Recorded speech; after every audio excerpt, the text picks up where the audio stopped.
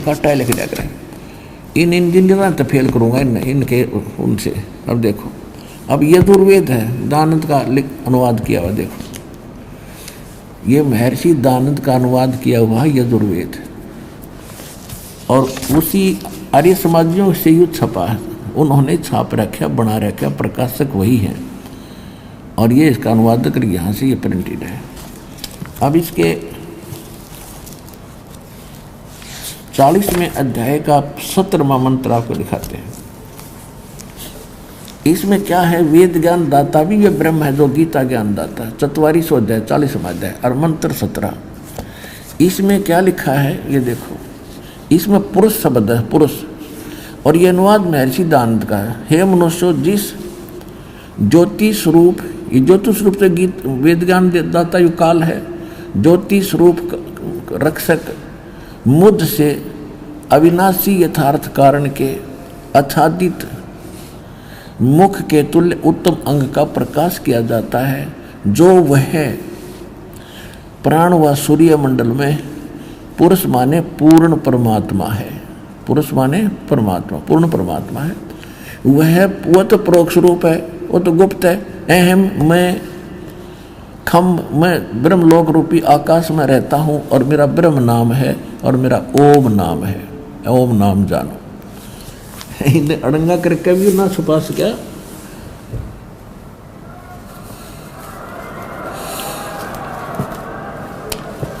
तो वहां पुरुष माने पूर्ण परमात्मा। तो यहां बातें हम ऋग्वेद उठा लिया, ऋग्वेद, यजुर्वेद रख दिया। ये वही है जो इन्हें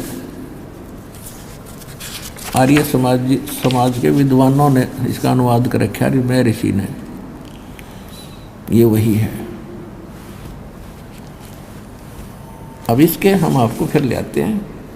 अब हम 9वें ऋग्वेद मंडल नंबर 9 सूक्त मंत्र 1, मंडल 1 का सूक्त 1 का मंत्र 8 पढ़ रहे थे। यहाँ बात अटकी थी। उस पुरुष को, उस पूर्ण परमात्मा को उग्र गतियां प्रेरणा करती हैं, यानी संसार में हाहाकार मच जाती है। उन परिस्थितियों के कारण फिर परमात्मा यहाँ स्वयं प्रकट होते हैं।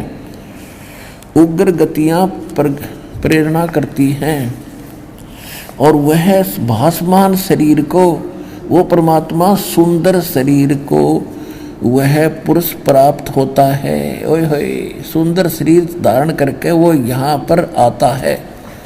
आगे देखो,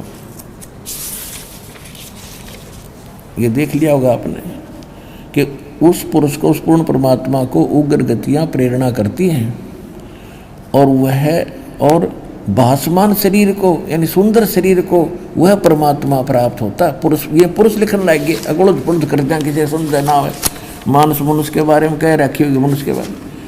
अब और जिसमें 3 प्रकार से दूसरों का वारण माने कल्याण करने वाला वो मधु में शरीर मिलता है। अब यहाँ वास्तविकता इसकी ये है कि वो परमात्मा 3 प्रकार से सबका कल्याण करने के लिए, देखभाल करने के लिए 3 स्थिति है उस मालिक के शरीर की। एक रूप में तो वो ऊपर रहता है, तेजों में शरीर है, करोड़ सूर्य मिला करोड़ चंद्रमा से एक रोम की शोभा है। और दूसरी स्थिति में वो अथा शिशु रूप धारण करके एक युग में, प्रत्येक युग में ऐसी लीला करता है, और उसको निसंतान उठा ले जाते हैं, और उसमें वो कुंवारी गायों से उसके, उनके दूध की उनके बालापन की परवरिश होती है। तो ये दूसरी प्रकार का जो लीला है, इसमें वेद मंत्र ऋग्वेद मंडल नंबर 9 सूक्त 1 मंत्र 9 में वो दूसरी प्रकार की लीला का वर्णन है। ऊपर ले बता दिया, वो परमात्मा सहस्री दाता है। जब संसार में हाहाकार मच जाता है, उग्र परिस्थितियाँ हो जाती हैं, तब वो सुंदर शरीर धारण करके और नीचे आता है।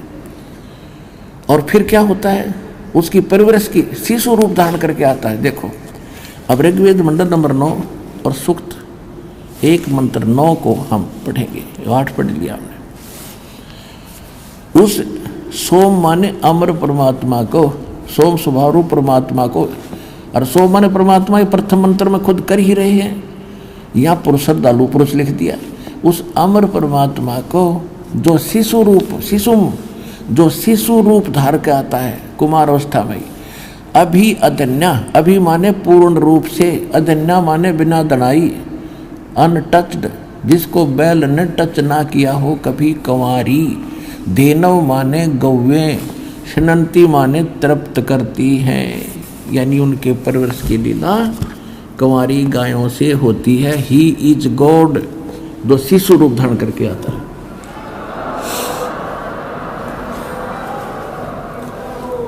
अब आपको पवित्र कबीर सागर में 600 वर्ष पहले परमात्मा आए थे, लीला की थी, और उस समय लिखी थी इस कबीर सागर में। यूँ ना सोचो आज वेद में देख के लिख ली होगी, ये वेद तो दास ने 2002 में देखे, पहले शकल भी ना देखी थी इनकी।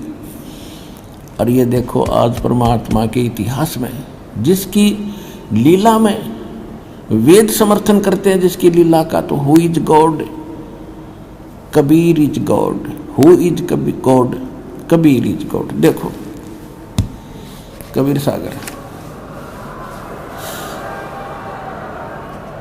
खेमराज श्री कृष्णदास प्रकाशन, मुंबई।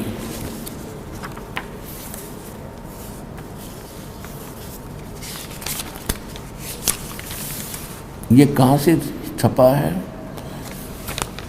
कबीर पंथी भारत पथिक स्वामी युगलानंद विहारी द्वारा परिष्कृत, और ये यहाँ से छपा है। मुद्रक प्रकाशक है खेमराज श्री कृष्णदास, अध्यक्ष श्री वेंकटेश्वर प्रेस, खेमराज श्री कृष्णदास मार्ग, मुंबई। ठीक, अब हम आपके इसको 74 पृष्ठ पर ले चलते हैं, थोड़ा सा दिखाएंगे। ये है ज्ञान सागर, एक खंड है कबीर सागर का, अध्याय है 74 पे।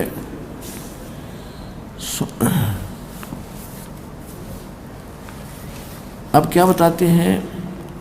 सुन जुल्हा तब मन भया आनंदा। कहते हैं सुन जुल्हा मन भयो आनंदा। जुल्हा ये सुनकर बड़ा खुश हुआ। जिमी चकोर पायो निश्चंदा। अब परमात्मा ने कहा था वाचा बनता पुनः मैं आयो और काल कष्ट में तोड़ मिटायो। परमात्मा ने कहा था कि मैं किसी पिछले वचनबद्ध होकर तेरे पास आया हूँ और तेरे को काल कष्ट से बचाया है मैंने। तो इस बात को सुनकर सुन जुल्हा मन भयो आनंदा। जिमी चकोर पायो दिशी चंदा। जैसे चकोर पक्षी को रात्रि में चांद दिख जा, उसकी तरफ से नजर नहीं हटती। ले सुत चले हर्ष मन कीना। पुत्र को लेकर घर आगे।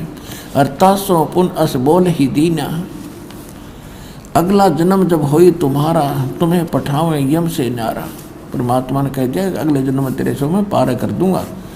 और सुत काशी को ले चले, लोग देखण ते आव, और अन्न पानी भखे नहीं। जुल्हा शोक मनाव। तब जुल्हा मन कीन तिवाना। दुल्हे ने मन में विचार किया, रामानंद सो कहा उत्पाना। रामानंद जी से जाकर इसकी जिक्र किया। मैं सुत पायो बड़ा गुणवंता, और कारण कौन बखे नहीं संता। हे संत जी क्या कारण है, ये खा नहीं रहा। रामानंद ध्यान तब धारा। जुल्हा सो तब ये वचन उचारा। पूर्व जन्म ते ब्राह्मण जाति, हर सेवा की नहीं भली भांति। कुछ तू सेवा हर की चूका, अर्थात भयो तेरा जुल्हो का रूपा। तो पिछले जन्म ब्राह्मण था, जिस कारण से तेरी कोई गलती के कारण दुल्हा बन गया। और प्रीत प्रभु गही तोर लीना, अर्थात जंगल में उद्यान में सुत तोहे दीना। तो क्या कहता दुल्हा? कहता हे प्रभु जस की नो तस पाया। मैंने कोई गलती करी तो मैं दानक बन गया, कोई बात नहीं। आर्त हो तो दर्शन आया। मैं संकट में तेरे पास आया हूँ, मेरे संकट का निवारण करो। मेरा बालक कुछ खावे। सो कहिए उपाय गुसाई, बालक अक्षुदावंत कुछ खाई। ऐसा कोई साधन बताओ, उपाय बताओ जिससे मेरा बालक कुछ खा ले। रामानंद अस उक्ति विचारो, तुम सुध कोई ज्ञानी अवतारो। कि तेरा ये पुत्र है, कोई विद्वान पुरुष है, ब्राह्मण है।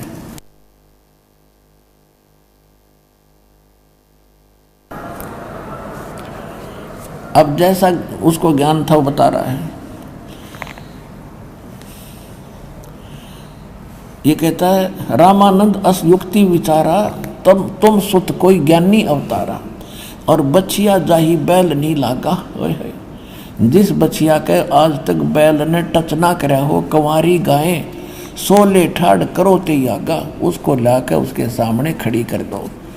दूध चले ते ही थनते और दूध ही दरो छिपाई, अक्सुदावंत जब हो अर्ता को देखवाई। दुल्हा एक बछिया ले आवा और चलो दूध कोई मरम न पावा, चलो दूध दुल्हा हरसाना और राख छिपाई कहो नहीं जाना। अब यहाँ कहते हैं दूध तब पीवत नाम कबीरा, दूध तब पीवत नाम कबीरा और खेलत संत संग मत धीरा। अपनात्मा आदरणीय गरीबदास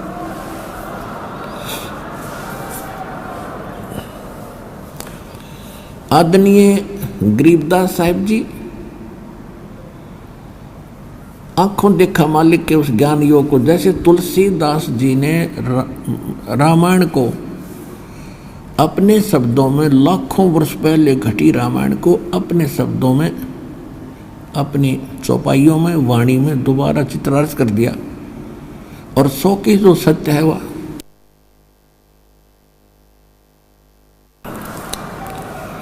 तो ये दिव्य दृष्टि होती है।